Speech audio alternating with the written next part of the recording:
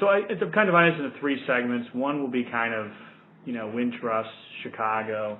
The next segment would be on the kind of banking today, and then kind of M&A. So let's just kind of continue with Wintrust in Chicago. I have to say, Ed, certainly, when you look at banks that saw this financial crisis coming and actually did something about it, I mean, I can only come up with half a dozen to a dozen banks, and you're certainly on that list. So how did Wintrust pull back in 2000, 2008, and why, and what scared you? How did you kind of see this disaster coming and brace for it? Well, really, it was in 2006 that we were looking at it, and banking is cyclical. It hasn't really, the risks of banking and the cycles of banking haven't changed since the Medicis, back in Florence, Italy, 400 or 500 years ago. What we saw, there were a couple things. There were some technical issues that we saw, which is, every time there's an inverted yield curve, it's followed by a credit cycle. And for the most part, the credit cycle goes for the length of the inversion, and the severity of the credit cycle can be measured by the depth of the inversion, so the slope of the inverted yield curve, and that was a pretty reasonable slope we had going there.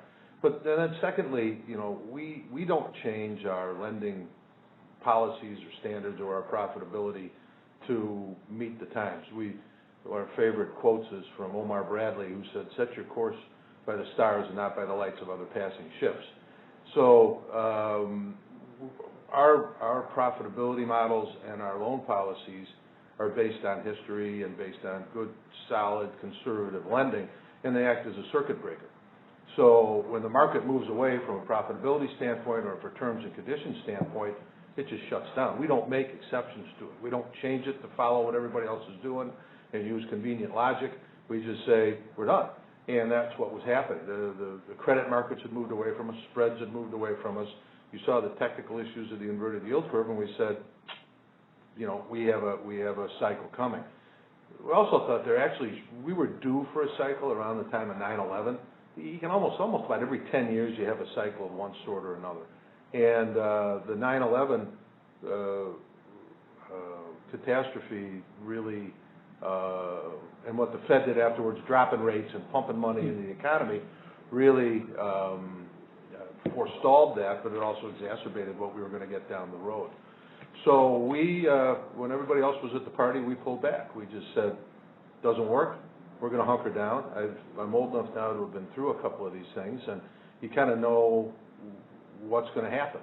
And we felt that by pulling back, even though we took a lot of heat in the investing market, our stock went from a high of 60 down into the 40s when everybody else was, still enjoying the boom. I caught a lot of grief, but the board was with us and said, we agree with you, this is going to happen. The board was getting a little squirrely in the middle of 2008, but they hung with it and hung with the strategy, and we put our money where our mouth is. If you look back, Dave Dykstra and myself, Dave's our chief operating officer, we refused, even though we made money and we refused to take bonuses. We said, you know what, you guys are betting on us, we're going to put our money where our mouth is. And so we were really, we were dedicated to that this is the way it was going to turn out. So, we looked and said, what happens when these things, occur? Your competition goes backwards. It's an opportunity for you to take advantage and find dislocated assets, dislocated people, and dislocated banks. So we hunkered down, and that's exactly what we did. In the fourth quarter, you can look at our growth charts and see, we've got pretty good growth charts. They stopped. We actually shrunk a little bit.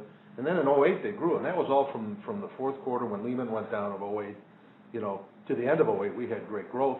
And then we continued to grow through that and take advantage of when our competition was on their backs, we were able to take advantage of the dislocated assets, people, and banks. Yeah. Good. Kind of getting back to Chicago. You saw the piece in Forbes. I noticed 5 of the top 20 most miserable cities were within 2 hours a year. You've got, admittedly, a very overbanked market. Is Chicago a bad market for banking? Oh God, no. Chicago's a great market. that Forbes thing was ridiculous. Chicago is one of the great cities in the world, from business, from architecture, from the people, from the infrastructure that's here.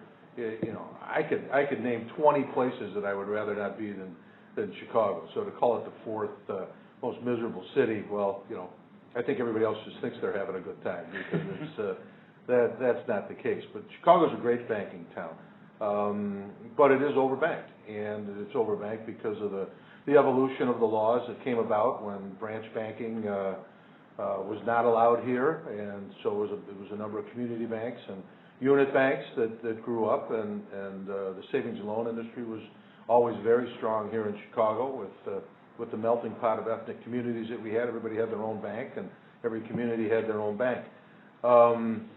We wouldn't be here if if that was the case, because when they finally changed the laws, the big banks bought all the great community banks, Lake Forest, Hinsdale, Wilmette, the places we first started in, and our data shows us that 50% of the people still want that community bank type delivery. Mm-hmm. And that's what we took advantage of. We came in and took that space that when the great community banks got bought up, and we took that space and took that positioning. But no, Chicago's a great banking town.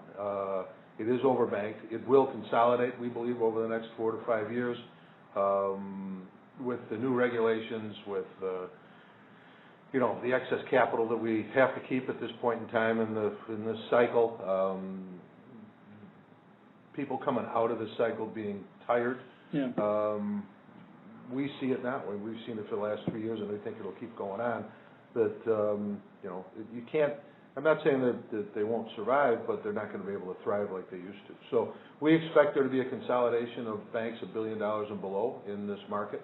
But it's not going to just happen overnight. A lot of these banks still aren't healthy enough to come out and command any sort of premium or to their book value, even book value in a lot of cases, and they have to work their way through it. But when they get out, they're even going to be more tired. And the biggest issue, right now for these smaller banks is, and I'm talking about the metropolitan areas. I think there's always a place for community banks in the downstate Illinois. They're going to have to find a way to keep those up and running, because that's the only the only outlet that people have to do their banking down in the farm communities and in the Midwest and the like. But in Chicago and metropolitan areas, banks under $1 billion, it's just going to be awfully hard for them. Right now, with no yields out there, no loan demand, their loans get paid off and they're working out. They can't make any money. It's just they're in a downward spiral. It's hard for them to attract capital to work out of it. And the real issue is going to be earning assets going forward, because banks like us, the bigger banks, are all digging a lot deeper, and the smaller banks used to make their bread and butter was in construction and real estate lending, and with all the new rules, they're already bulked up with real estate lending as they work out. They're not even going to be able to take advantage of that when that market comes back, and it will come back. There is definite data that would show you that there's a housing shortage right now, and sure, it's going to be coming back, but they're not going to be able to play that game. So the rate environment right now, their inability to generate earning assets, the regulatory environment, which is so burdensome, is just making people tired, and you can't get the returns you want. So we're excited about it. We think that the market's still going to want the community bank delivery, and you'll see in our annual report this year, we believe our model is really the future of community banking in metropolitan areas, consortiums of community banks to fill that space.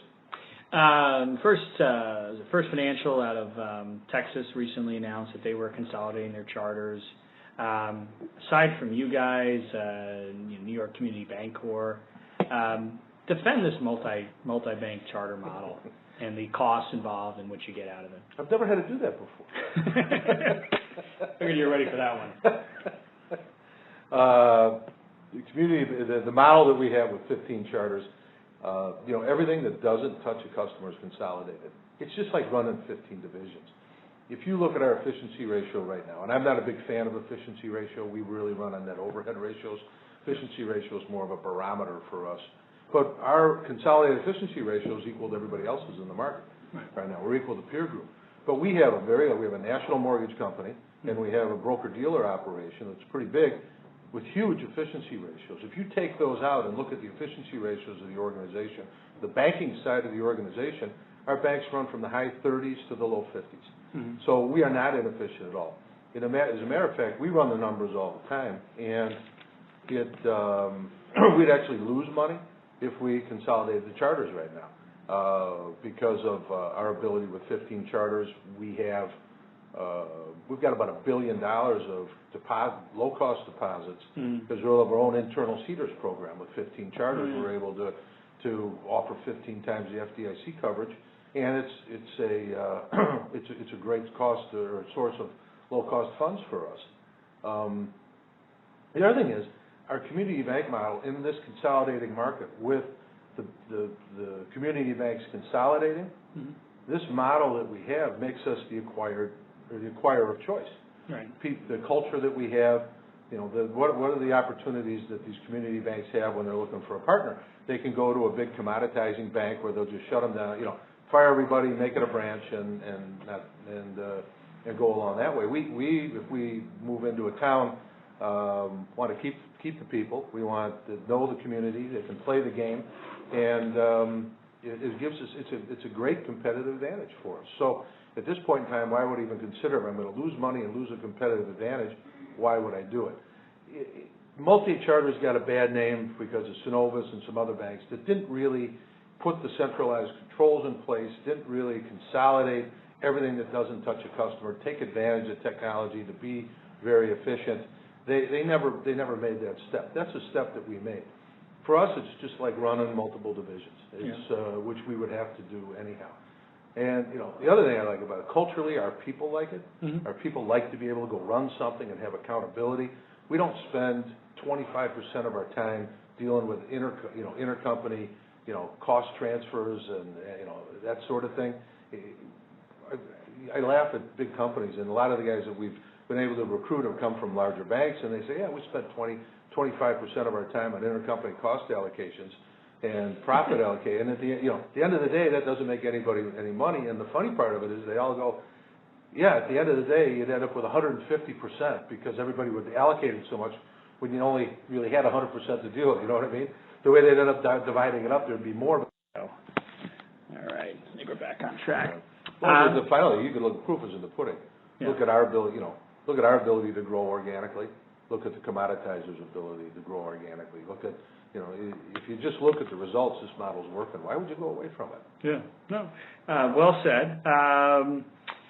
Where do you see your growth coming from, both organic and inorganic? The organic growth, in the old days, before we went into our rope-a-dope strategy, we expected every charter to grow $75 million a year and open a branch every 2 years, and that's kind of how we were growing. And we were opportunistic on the acquisition side of the equation, and that gives you about $1 billion worth of growth a year, organic growth, and we've always been able to meet that.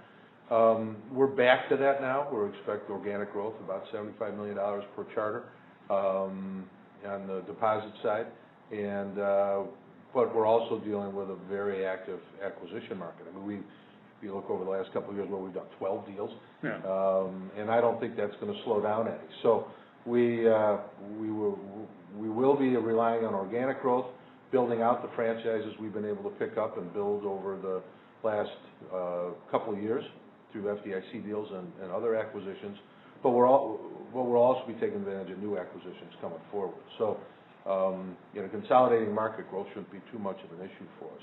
On the asset side, the whole model is predicated by the ability to generate earning assets, especially in this rate environment. You don't want to grow and sit on a bunch of liquidity where you don't make any money. Right. So, we say it's asset stupid, not stupid assets. But we have, a third of our portfolio is dedicated to our niche businesses. It's funny to see now everybody's kind of going to the niche businesses when before people used to poo-poo it. TCF is now doing national platforms. Some of our competitors here, MB just bought a leasing company, a national platform. It's called Taylor Capital has some national platforms. So a lot of people are looking for for unique earning asset generators, and we've got them right now, and we continue to look to diversify our niche portfolios also. But and so we're working on that. And then organic growth, our downtown office, when we made the move and before, nobody knew what Wintrust was. The market did, and that was by design. We didn't want, we wanted to hold that positioning as a local alternative to the community banks. People thought we were a big bank, then we would lose that positioning. But 2 years ago we decided, we're big enough that we've got to bring it together, and we've sub-branded everything Wintrust. And at the same time, we were able to attract some great people, and by letting people know our size, they know our capabilities as it relates to on the commercial side of the equation.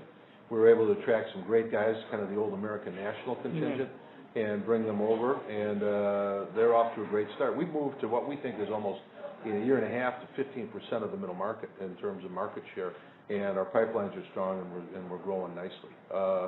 So we expect good earning asset growth out of that, and then just on the consumer side, doing the normal stuff we do out of the local banks. So no commercial real estate.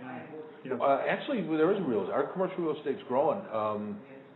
It's a great time to be lending to commercial real estate because nobody else is, and there's a lot of what we call rebound real estate coming out, which is the stuff that's been priced down, bought by people who have great financial wherewithal.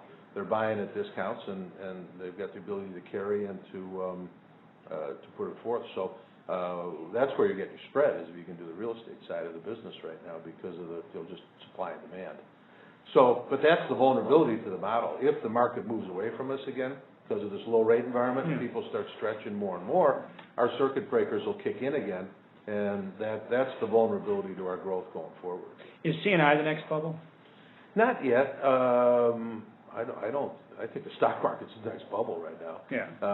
I don't believe C&I is the next bubble. We see some of it out there, but not like you did back in 06, 07, 08. We haven't seen the idiocy pop back in.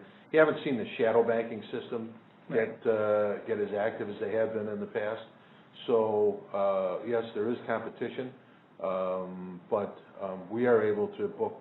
Again, we don't change our policies or our profitability parameters, but we've been able to book business that's profitable to us. So we haven't seen it, but it doesn't mean it's not going to happen down the road. So I don't think C&I will be the next bubble. I don't think real estate will be the next bubble. I think you'll see there's a lot of people doing things on the investment side again that are kind of going to the nooks and crannies and looking at some complicated deals, and that's going to hurt them down the road when rates rise. Yeah. So I think that's going to be probably a problem down the road, but I don't see a bubble in C&I. I also chair the board of Summercore, which is the 504s, and I've heard for years you've kind of resisted on some level being more active in SBA, and you've embraced that over the last couple of years. What was kind of your change in tune with your attitude towards the government lending programs? The issue with we always were involved, but with 15 charters, we had 15 guys in 15 different banks that all knew something about SBA, but nobody knew everything. Yeah. And once we got the Wintrust brand going, it made sense to get that expertise in market, and we were able to hire Tom Huffman, who brought a crew over with him, who was well-versed. He's an expert in all facets of SBA. And once, we have that expertise now, we're able to push that out, and we can do it under the Wintrust brand, right, which is helpful. I think we moved up to number 2 in the state last quarter in terms of SBA lending, and, our goal is to be number 1, and number 1 by a long shot. So it was more just getting the expertise and the delivery mechanisms in place to do that. Mm-hmm. I think our branding has helped. The Wintrust name is known now. We can sell Wintrust, SBA as opposed to Lake Forest Bank or Hinsdale, and we can distribute through those guys. But with our advertising now, people know, and we're doing a lot of advertising on the SBA front too. So we expect that to be a nice little niche for us going forward, and something that allows us to serve, the market better. Yeah. I've heard just through the grapevine that, and I don't disagree with this philosophy either, but you seem to subscribe to the theory, once a deadbeat, always a deadbeat, I've heard anecdotally a deal will come in and that's a borrower that may have wronged you in the 80s, 90s. Give me your thoughts on that. Well, fool me once, shame on me. Yeah.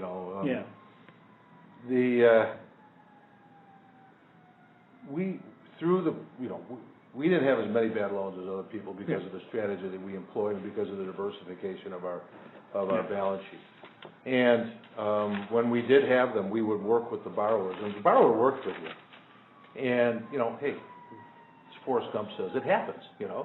If the borrower would work with you, we get out the best we can. We didn't hold a grudge against those guys. The guy showed character through there, stood up for what he said he was going to do, and just said, "Man, I tried everything I can." We've had people who sold their house and tried to pay, and it's like, okay, we'll work with you. We'll let you.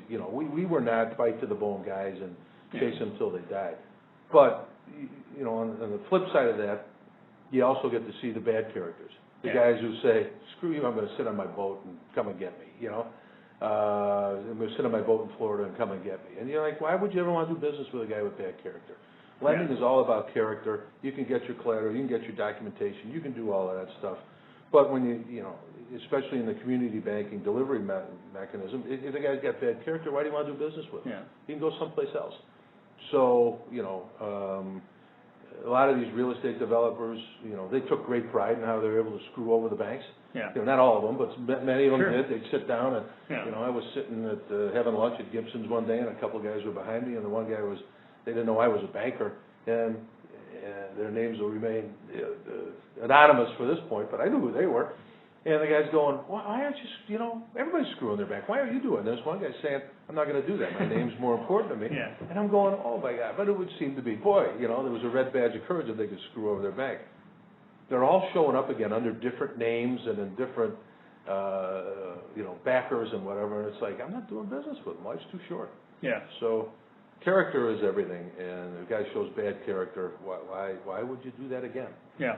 Last question on Wintrust in Chicago.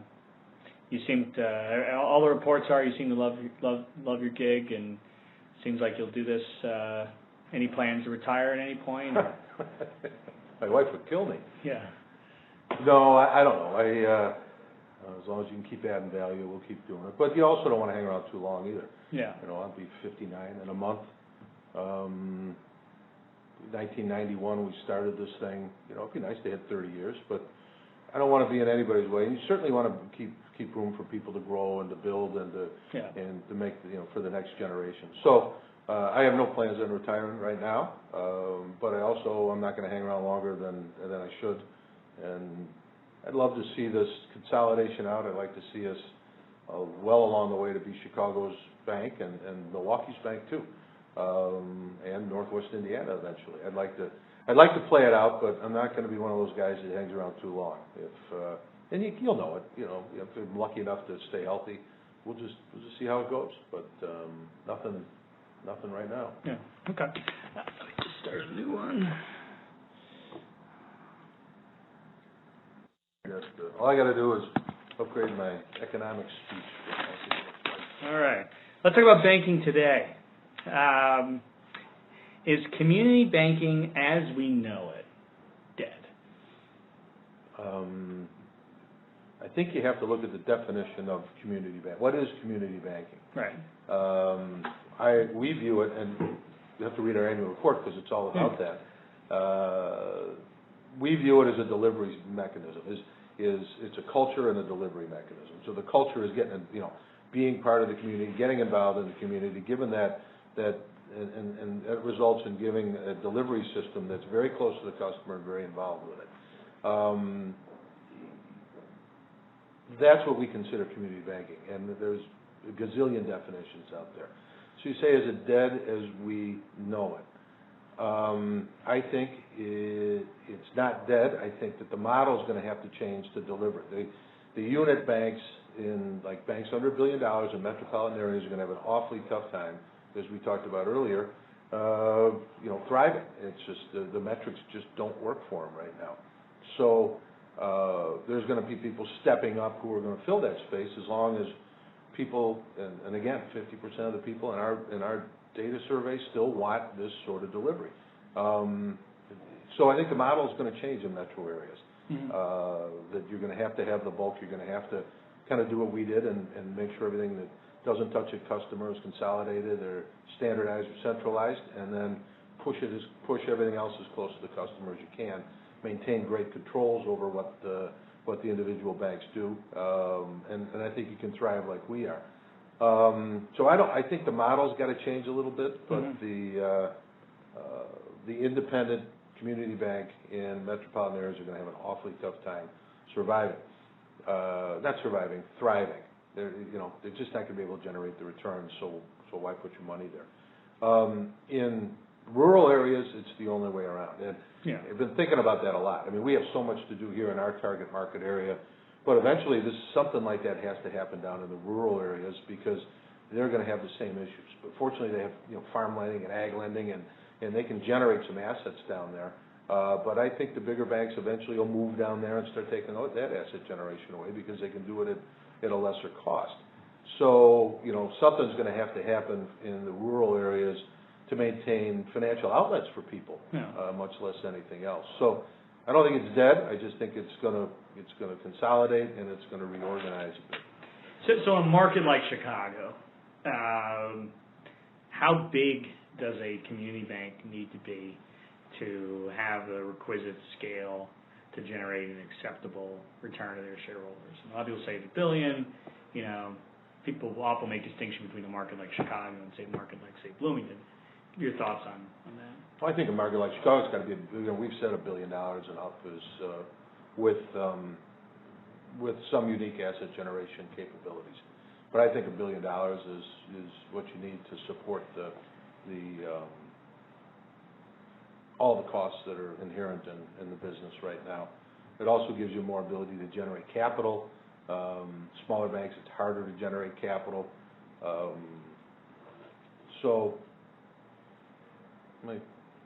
There you go. Okay. What competitor do you most admire and why? I admire all my competitors. In Chicago, I admire all my competitors. But if they're, from a competitive standpoint, we're very competitive here. If they're drowning, I'd probably stick a fire hose in their mouth. But they all done a great job. They've all made through here. They all have different attributes, and they're all. I have great respect for anybody in this business who's running a bank right now. So I admire them all. They all have different cultures. Everybody's got a different culture, different way to skin the cat, and you can learn from that. You can learn maybe how you want to do things, or maybe how you don't want to do things. But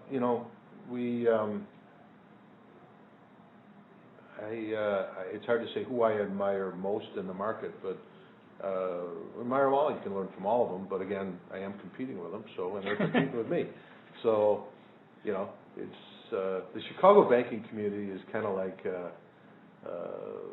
a good rugby game. It's full contact. You're down, you're playing, you knock the block off the other guy, but then at the end of the day, I'll go out with Mitch Feiger or Mark Hoppy, and we'll have a couple of beers and we'll laugh about stuff, so kind of like the party after a rugby game, I mean, we all respect each other, and I carry that respect over even on the acquisition front.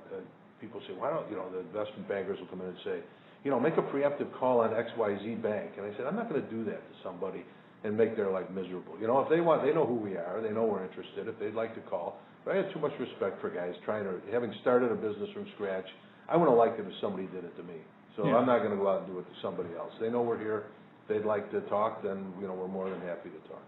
How has excessive regulation restricted credit, or has it?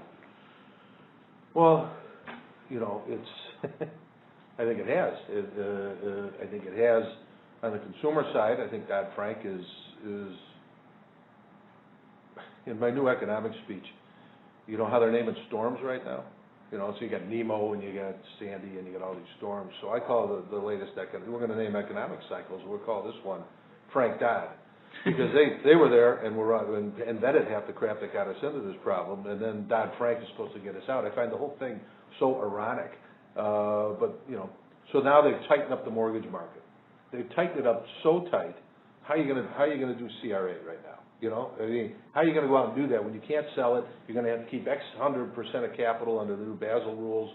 You know, there's so much contradictory regulation right now. And Dodd-Frank, they're still writing, for God's sake. So we got to figure out how to get through it. From our own personal, we look for additional assets or additional platforms for our niche asset program. We've found 2 or 3 that run the consumer side of the business, which is something I would like to be in. I've always thought we would be in the finance company type business. I mean, that was early on and part of our plan, something we wanted to get into.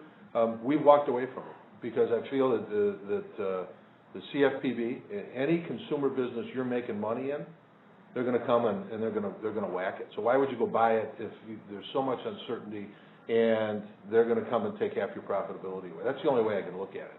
When you have preemptive things like the Durbin Amendment and where they just start taking your revenue away on the consumer side, you got to be really careful there. So I think they have I think they have hurt the lending side of the equation here. The government has this tendency to they let the house get filled up with mosquitoes or bugs, and then they go and try to kill them with sledgehammers, and then they wonder why the house isn't standing when they put all the holes in the wall. Yeah. It's crazy. It's just nuts what they're doing. Certainly they needed to tighten up the mortgage side of the business, but not to the extent that they did. They needed to leave some leeway for good common judgment for us to help people out. You can't regulate everything in life. Life is not linear. Business is not linear. You can't try to put everything into a box because it just doesn't work, and you will lose a lot of the creativity and the imagination that's made this economy and this country what it is. If you try to regulate all the risk out of the business, you will get no reward, and that's what they're trying to do. Like the old saying, those who will sacrifice liberty for security shall have neither. Right. Yeah. So Dodd-Frank, not a good idea. Parts of it work. Parts of it work. Yeah. To throw that thing together in like 2 weeks, and it's kind of like the healthcare bill. We'll read it later. We'll figure it out later.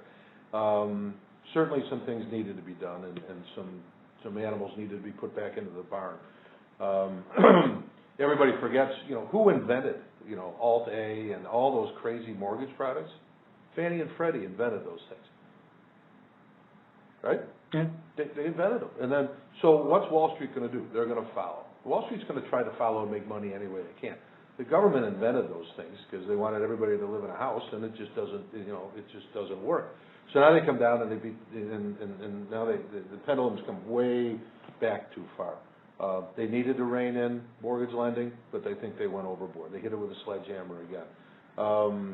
Some of the rules as they relate to the derivative side of the equation, that it has to be a qualified borrower now to be able to get a interest rate swap. Why? Yeah. Why? It doesn't make any sense.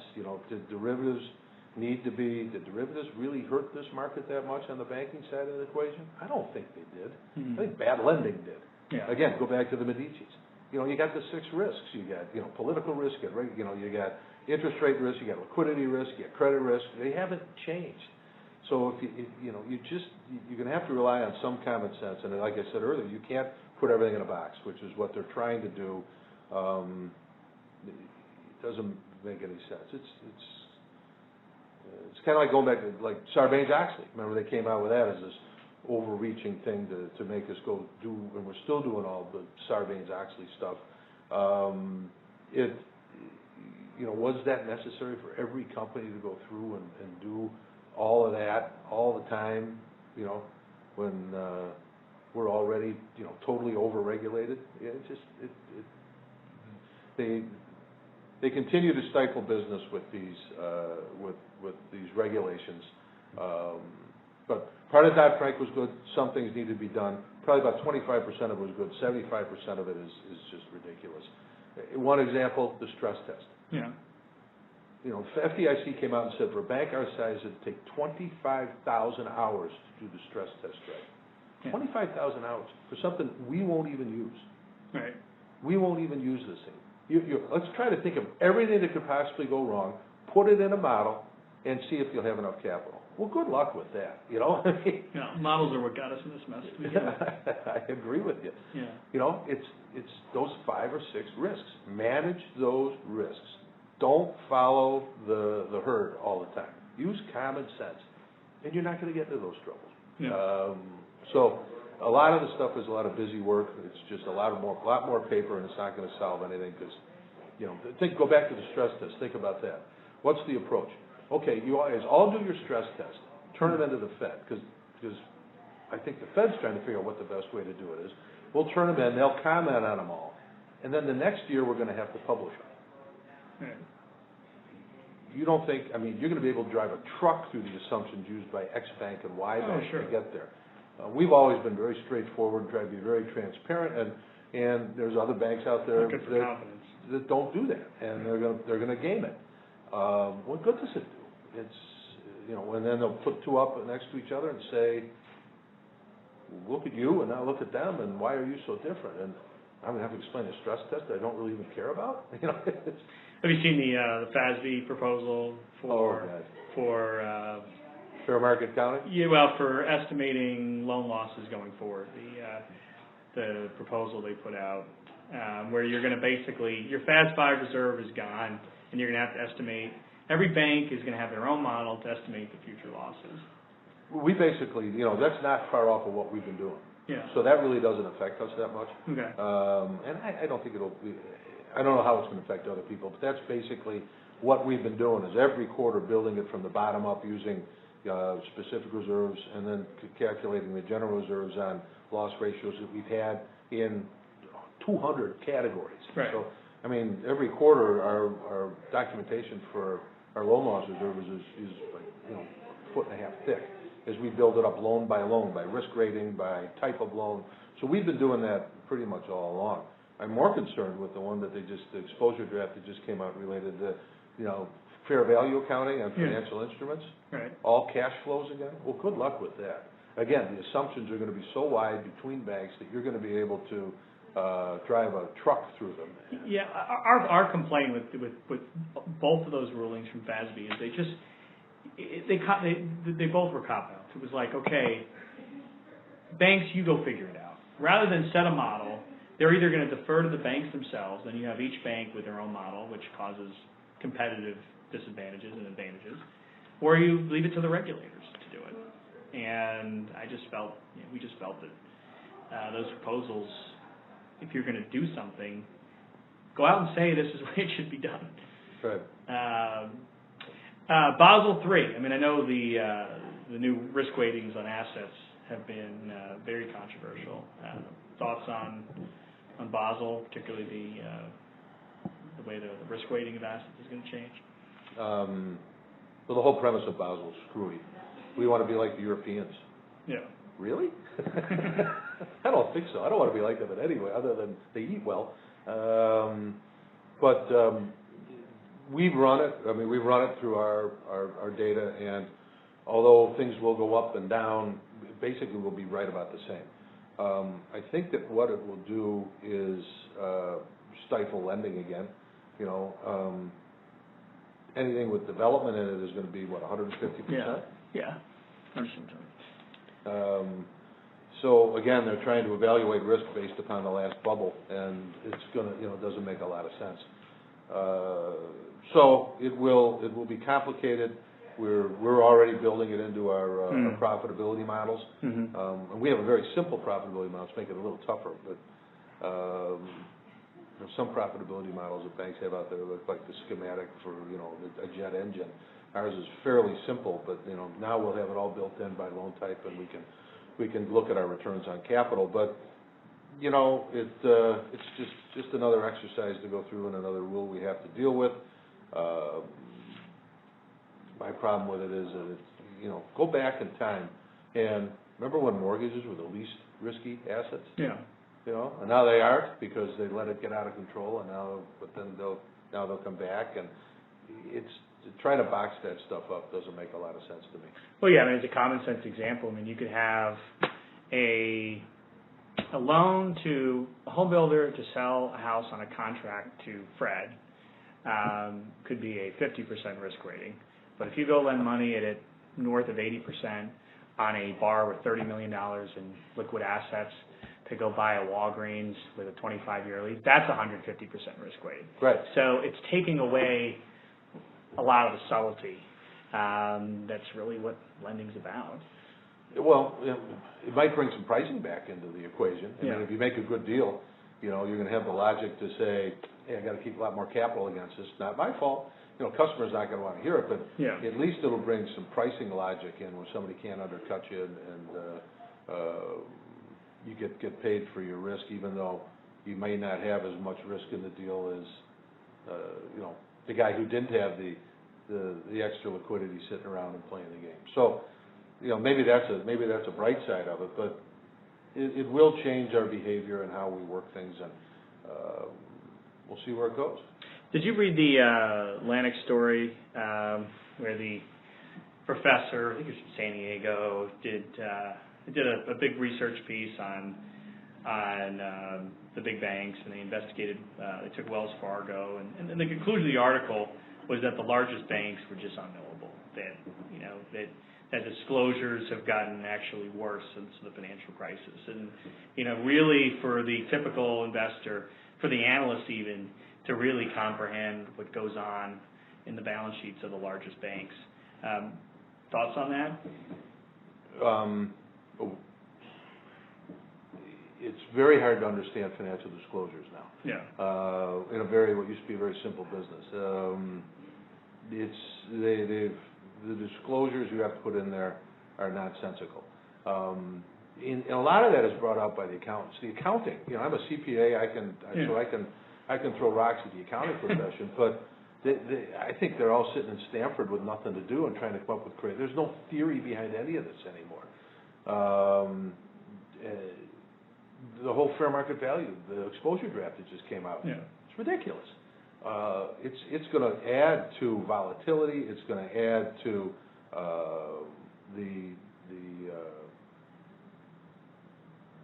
the variations in numbers in terms of how they're going to apply these things. Mm-hmm. The comparability between banks is going to be almost impossible because of how complicated they're making the accounting. The farther accounting gets away from cash, the worse it is. And so I agree with you. I mean, I don't know how anybody can read a 10K and come away with any more information than need be. There's so much information in there.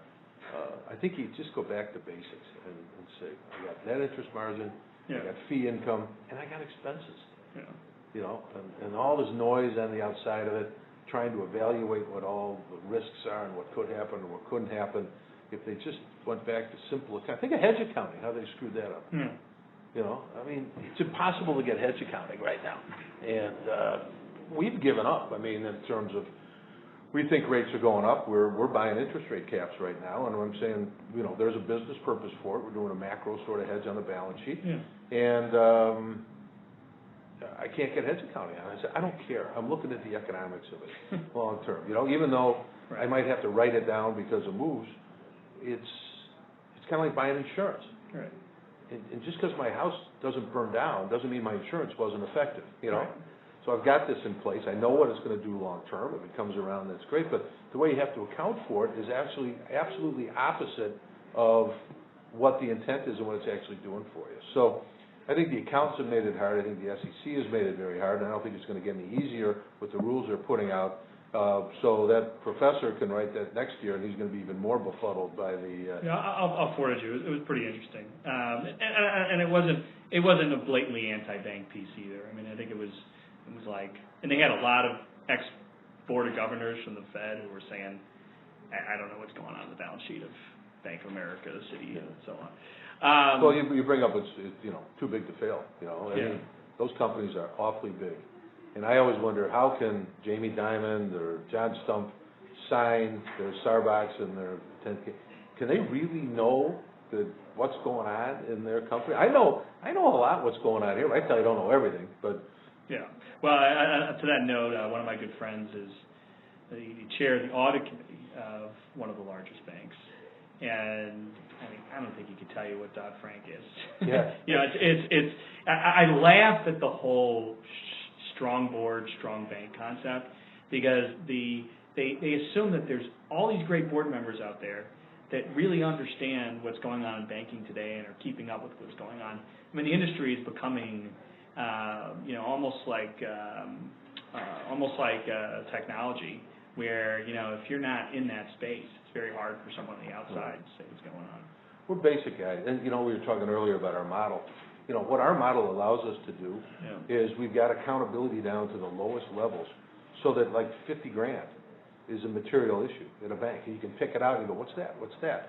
Down to the real cash issues, we can figure it out because we look at it in such detail. If it was a much bigger bank with a lot of internal transfer pricing going on, you would lose all of that. So to go back to when we were really talking about Wintrust and our model is very clean, and it allows us to know exactly what's going on in each company, and it also is a hedge against having systemic errors. Yeah. It's very hard to have a systemic error in this organization. You wouldn't say this in an interview, but if I were to ask you, Ed, tell me your 10 largest customers. Tell me your 20. The Wintrust is small enough where you can pretty much have a lot of direct knowledge of what's going on in your institution. Absolutely. I can go online. We built an app. Yeah. I can go online. I can go to each bank and I can just start drilling down. I can tell you the 10 largest customers by category in each bank. I can tell you the loans that were made. I can tell you the pricing that was made last week. I can tell you anything that's going on. I have that data at my fingertips at all times. And using technology is the great equalizer, and building we like to say, put the plumbing in before you flush. We've got the data that we can, we can drill down every place. Yeah. And we have a materiality limit that allows us to do that, and we have layers of accountability with a bunch of guys looking at it. And that makes me feel comfortable, and I can get down into any organization very quickly and know what's going on. The analysts, I know you've complained about the analysts not always getting your bank. Just in general, my take is many of these analysts that cover banks really don't have any clue what these banks do. Give me your thought on how well do the analysts that cover banks, not necessarily yours, understand the banks that they're actually following? That's a good question, and I don't know if I've complained about it. I've said that, that's my job, right? I'm supposed to be saying, hey, you don't understand me. My stock should be higher. Right. Divide the analysts into two camps. You got the old-time guys, and you got the younger guys now. The old-time guys have seen a couple of cycles. They understand it. The worst thing that happened to the analyst community is the spreadsheet on the computer, because they all believe life is linear, and they all can get the data now from SNL, and they can just compare, so they can compare and try to pick out their picks without actually going down and understanding the business. Right. And a lot of that is because they have too many to cover, because the whole theory is, well, it's a homogeneous business. Go run your, we call them screen scrapers. Go scrape the screen, figure out why this number is, who's best on these ratios, and then they go after them. If you are cumbersome, if you are complicated, they don't understand it. They don't want to understand it. They don't have time to understand it. They love the commoditized banks. They can look at them and they can make sense out of them. Somebody like us, who's a growing company, who's got niche businesses on the side, they don't have the time to sit down and figure it out. So I think we kind of get pushed to the side, and they leave the basics out. I don't think anybody has raised their tangible book value per share 10%, over their lifetime and over the last 5 years. Right. They don't look at that stuff anymore. The old guys look at that. And I think one of the other problems with the young analysts is that they have their model. And if you don't make their, so they'll run their model. We don't give guidance. They think life is linear. They take, and then if we have a bargain purchase, or we come in over or under, they then have to justify to their boss why they were off. Right. So then they start saying, well, this doesn't count, this doesn't count, this doesn't count. So then now you've got, we got GAAP, RAP, and AP, analysts accepted accounting principles, which are convenient to try to get them and justify why they were wrong. And I think a lot of it is the system and the overburdening that they're putting on these young guys that come in. It drives me nuts when we're out at an investor conference and when people sit and talk to you about your business and make notes and ask you questions. And then you'll get the guy that comes in, opens his computer, and just starts looking at the S&L numbers. And you know, when you do those, it drives Dave Dykstra, who's with me most of the time, nuts. Because by the end of the day, when you've talked for 8 straight hours and told the same thing to 12 guys, you know, for 8 straight hours, and then the guy comes in, and I'll go, and he'll see my eyes start rolling back, because you know the type of analyst that's their investor that's coming in, and I'll just go, shut that damn computer and listen, you know, just listen for a little while. I'll stay with you later if you want to go through your model, but just listen. Dave's like, you can't do that to these guys. I'm like, no, I'm tired of it, you know. Try to teach these kids that they're, you know, if you want to find a good investment, you got to, you know, don't just scrape screens. Dig in, look at it, understand that life isn't linear. Hey, we come up with a budget. Half the time we make the budget or beat it by ways we didn't think of at the beginning of the year, you know? Right. Because it's a very volatile moving market and it's not linear. And, you know, I think that they're relying mostly on this homogeneous data, and they don't go back and look at track records and look at management, look what they've done. I'm here to make money and increase shareholder value any way, shape, or form, and that's through franchise value and earnings value. Yeah. And you know, figure that out. So we'll see where that all ends up. I don't think these change. The investment banks and the banks are under a lot of stress, and they keep putting more and more on these analysts. So it's going to be hard for them to get real quality stuff and dig down deep and understand the company. Yeah, and 2 more questions, and we'll go over to the M&A. You know, it's been so many scandals, you know, in the banking industry, from the mortgages to the LIBOR scandal, which I read in Business Week was the biggest financial scandal of all time. You know, Madoff. I mean, there's been so many scandals in the last 4 or 5 years. I mean, what scandals did the most damage, or did they do much damage to trust and, you know, the way bankers are perceived? And well, I think you got to make it a bigger question how business is perceived. Yeah. And banking's part of that. You know, like Enron ended up with you know, Sarbanes-Oxley and now this whole mortgage thing, you know, which was the government itself, followed by Wall Street, followed by the rating agencies, followed by, you know, everybody and their brother. Everybody lost, you know, a lot of confidence in it. But there's always going to be individual scandals. People love it, you know. I mean, you can put every regulation in the world in. How does Bernie Madoff get away with all this stuff? Yeah. You know, somebody wants to beat you, they're going to beat you. You got to just catch them quick. right. But they're going to beat you, and you're going to have these issues. You know, you're going to have rogue traders. You know, I don't care what you put in. Guys are going to figure out how to game that system. The question is how do you get them quick so it doesn't blow up on you? That's why I like the way how we're set up. It'd be hard for something like that to happen here. But because of all of that, I think that it's been exacerbated by the politicians who are looking for somebody to blame and somebody to deflect when they really started the problem. And they exacerbated, banks are bad. Boy, I need you to lend, but you're bad. You know, I mean, the public has been so whipsawed by politicians and how they'll spin how things happened. You know, it was Barney Frank who was saying, we need to do more for the homeowner. We need more products out there. We need. Barney Frank was the guy fostering all of this, and then he steps back and starts throwing darts at people. So I think it's, you know, you're always going to have issues like this. You can't try to solve them with the sledgehammer, and you can't have politicians sitting there and exacerbating all the time. Without business, without banks, you're not going to have employment. It all fits together,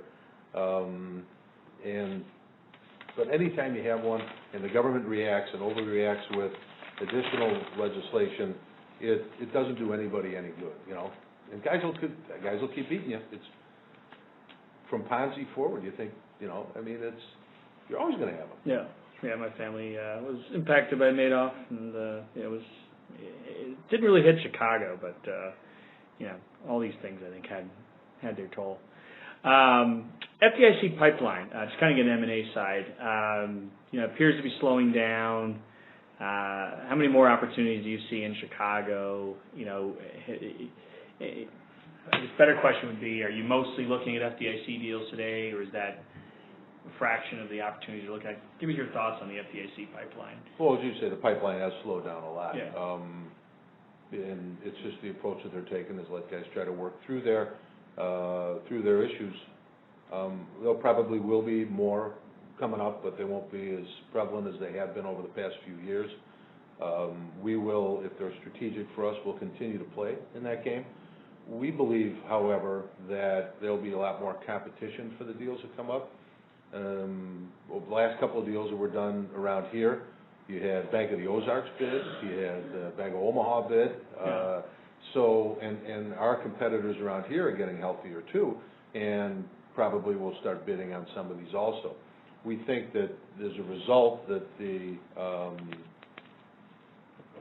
we've done as many FDIC deals as anybody else in the country. We learn a lot, and they're all working well for us. I mean, we're very conservative going in. You know, we put the plumbing in on the you know, how to account for loss share and that sort of thing. But so we're still going to be conservative in how we bid. We've seen, you know, lately no loss share bids come in. I think that's insane. I don't know how in 2 days worth of due diligence you can figure out whether you're, you know, you got this thing marked right. Some of the things we found in some of these banks, you know, we found documents in drawers that weren't on anybody's books anyplace, and they go, this is yours, pal. Yeah. And, you know, some losses. You got to build that sort of stuff in. And I don't know how anybody can bid on that. So I think the bidding is going to be much more competitive.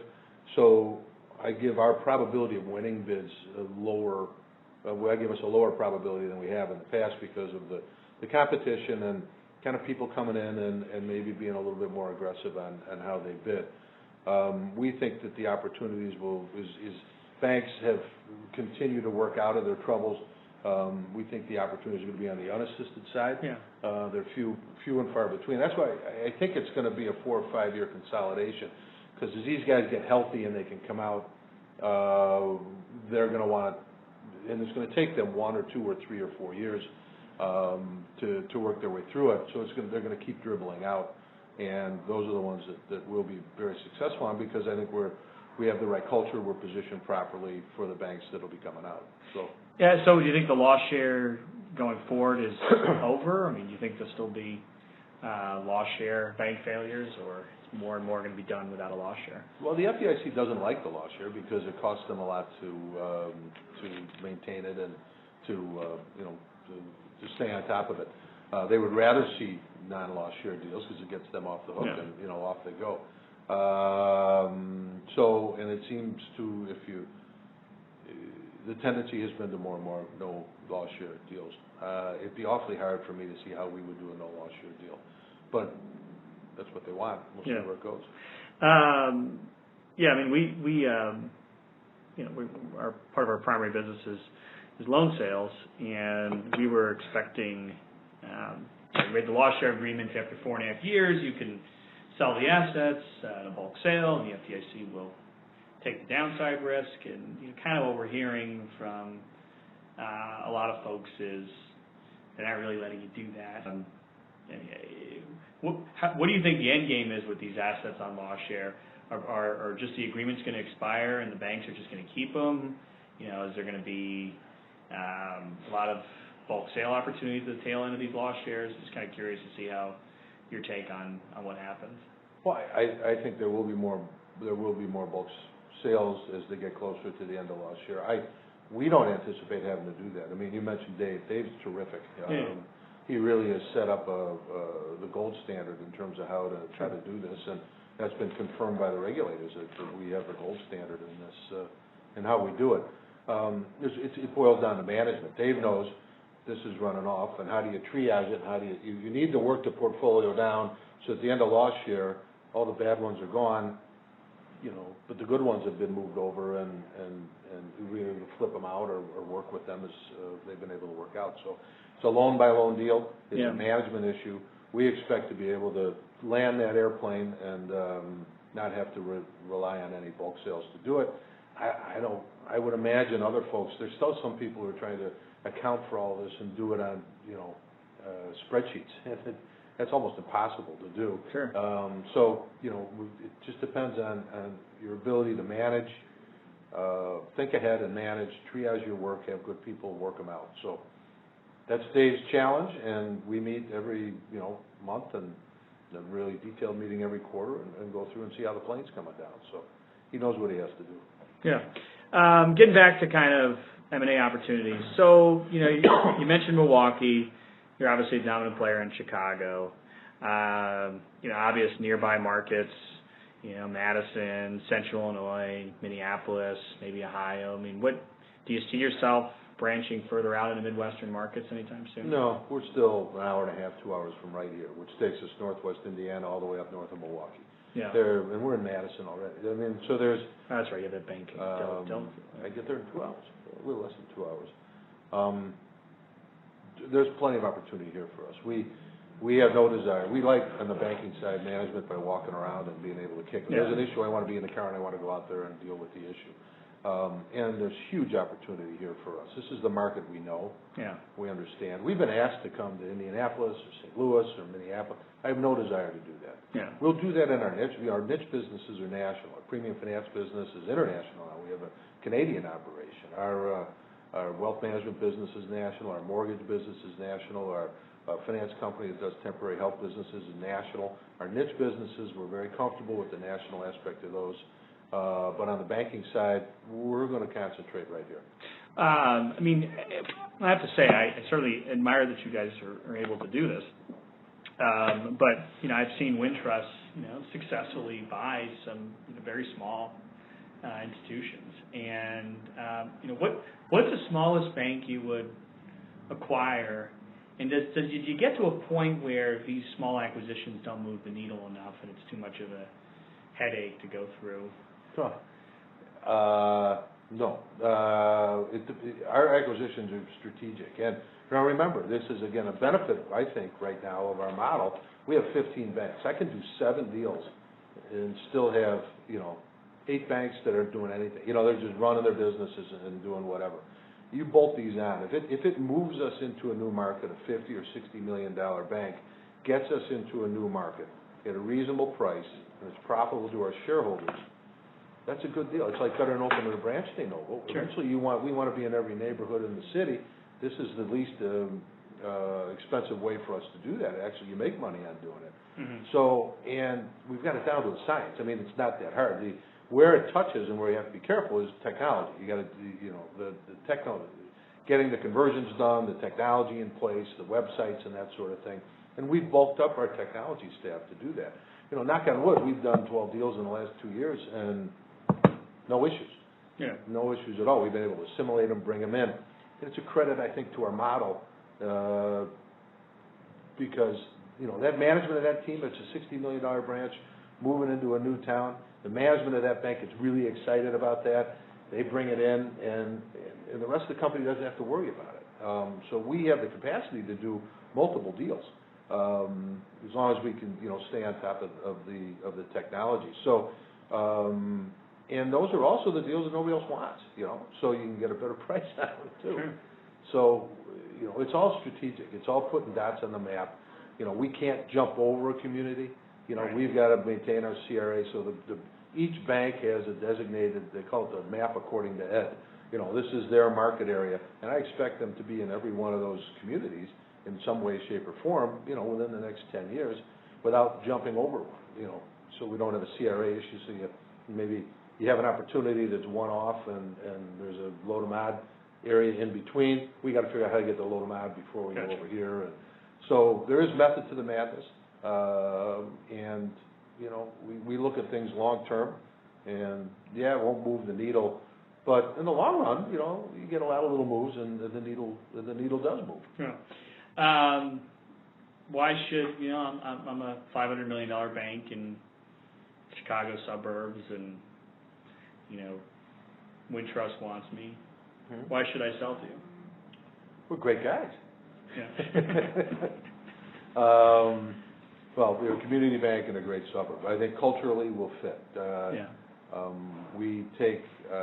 going to need most of the people, and those, when we get the back rooms kind of squared away, We're big enough now that we can absorb those people through attrition and other positions. So I don't like going in and, we had to do with a lot of FDIC deals, but I don't like going in and slashing staff. I mean, when you start something from scratch like I did, and you get, I got 12 people to come work with me when we opened up in 1,200 square feet, those people are betting on you. They owe you. We have a real responsibility to the people we bring up. So we'd like to be able to find a home for those folks and make it a real easy transition. So cultural-wise, people-wise, that's one reason. The other reason is, we usually do our deals 50% stock, 50 cash. Mm-hmm. As the deal gets bigger, there's more and more stock involved, obviously. They get a liquid asset that we think has a lot of growth potential in it, so they would get liquidity. But mostly it's culture and it's our reputation for how we do deals and how they'll be able to perpetuate something that they've built over a period of time, as opposed to seeing it destructed and just made a little commodity bank. We have been successful bidders before the crash and even after. We weren't the highest bidder. Yeah. But people want to maintain the culture that they had, and we're the best fit for it. Yeah, that's the Warren Buffett model, right? Be somebody that be the acquirer of choice. You get deals that not everybody will see. Right. Last question I could think of, we talked about consolidation, and certainly some of the obstacles we see are, management teams that, want to keep their gigs, and, boards that like being on a community bank board. And what are the main obstacles to more consolidation? Let's divide consolidation into two pieces. There's people talk about market consolidation, and the community banks $1 billion and under, yeah. And then they talk about the 5 of us that are here. Right. And when are we all going to consolidate? So, right. The main obstacle for the smaller banks, yeah. is their health. We'll go in and we get a call a week, call and a half a week since the election, people saying we'd like to talk to you. And we try to line them up over like planes over O'Hare and get them in a priority. The first thing we do is say we don't want to, we just want 2 days or a day to come out and have Rich Murphy, our senior credit guy, and his team come out and just look at your credits, your big credits and your problem credits. Yeah. And we'll go out and let's say you have a $300 million bank that's sitting on $20 million of capital, $25 million of capital. And we go in and we look and we come up with $30 million worth of marks, $35 million worth of marks. Yeah. And right away we go, ain't gonna work, because right now you can only capitalize this with common equity. So if I have to I've got to recapitalize the bank at 10% for $30 million. Plus I have to, so $30 million out plus cover the goodwill that the marks would generate. I got $40 million stuck in this bank, and I'm never going to get a return on it. Right. So, and are we tough on our marks? Yeah, but these are the marks we'd have to take for purchase accounting. You can't kid yourself on that because it'll come back to haunt you. So the problem they have is you go in and these guys, there's nothing left when you burn them down. Right. So the biggest detriment, I think, to the $1 billion and under is just they need the time.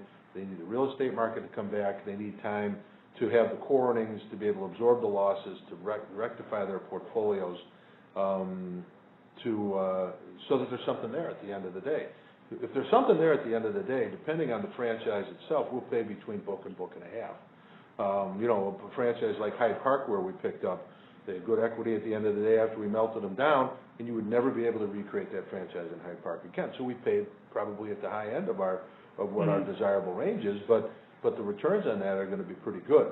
So it's just going to be a matter of time for these guys to get healthy and work their way through it, and then, so that's why I say it's going to be kind of a dribble out for those folks. So from the first call from a bank that says they want to sell to when you actually close on the transaction, what's the timeline today given the regulatory approval? 6 months, probably 4 to 6. Yeah. Some are faster, some are slower. We have good relations with the regulators, and you know, when the biggest, and I tell these guys this, so the regulators, I go, when the biggest risk to your business plan are the regulators,